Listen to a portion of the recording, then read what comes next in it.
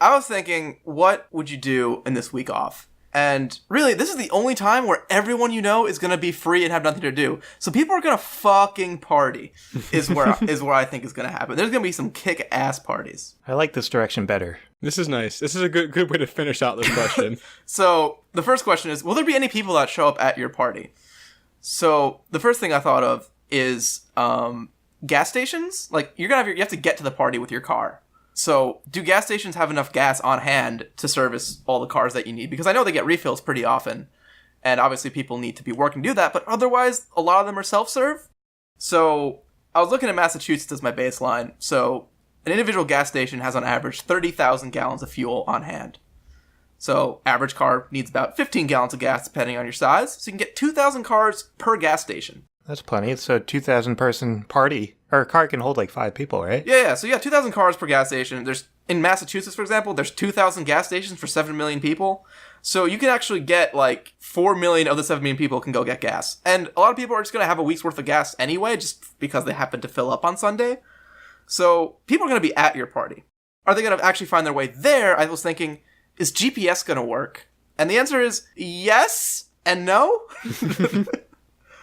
So, day one is totally fine. But by the week's end, you might be having troubles because GPS satellites get regular updates from ground facilities to correct their course and get,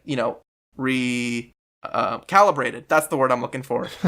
And that process actually kind of starts going pretty quick. So, by like day 5 or 6, you might be having some GPS problems.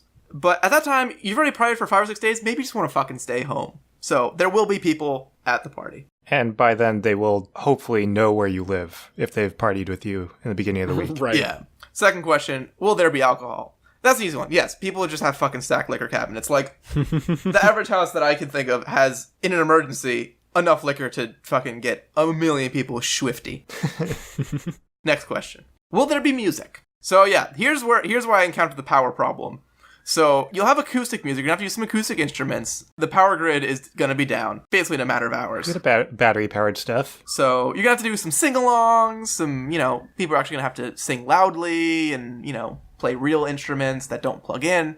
But you can get there. Maybe get a generator and just do it that way. You could also, set up a couple speakers. So, you're going to have music, you're going to have people, there's going to be booze. Is there going to be food? So, this one's a little trickier. Again, day one, no problem. Like, people have some food stocked. So I didn't have people going and raiding the malls and the stores and everything. So day 5 to 6 of partying is where the food problem kind of gets a little iffy. On the other hand, a new food source opens up. Because the power grid is down, electrical fences at farms would be down. So across the world, there has now been released 1.5 billion cows, 1 billion pigs, and 20 billion chickens into the wild. I like this direction more than what I thought you were going to go like the cannibalism. No! Right. That's what I thought you were leading into. Let's turn this party into a Donner party. Yeah. Oh my god, Ben, please. It took that stupid joke like a second to like make a lap around my brain before it hit me. That's the best kind of joke.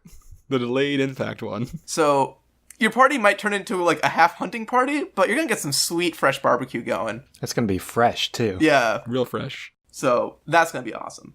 And then the last question is, will there be bathrooms at your party? So, here's my take on it. It depends where your party is.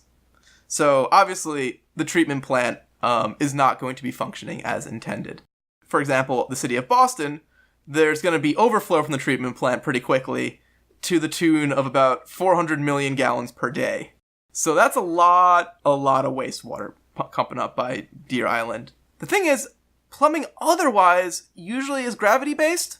So, like, if your toilet doesn't have power, you can just dump a bucket of water in, and the gravity will take care of it. So, there's definitely a poop problem, but it's not necessarily your poop problem.